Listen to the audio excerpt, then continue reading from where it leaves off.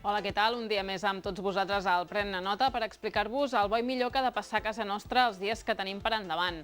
Avui comencem amb el retorn del cicle de cinema negre de la Bòbila. Dijous es projecta Lock and Stock and Two Smoking Barrels de Guy Ritchie, una producció britànica plantejada segons els cànons establerts per Quentin Tarantino a les seves obres Reservoir Dogs i Pulp Fiction, en quant a definició de personatges, trama, to y estructura. No te sorprendas si por el camino recogen algún turista.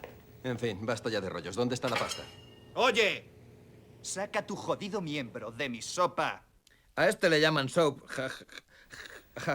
jabón en inglés, porque le gusta tener siempre las manos limpias y no mezclarse ninguna cosilla ilícita. Está orgulloso de su trabajo.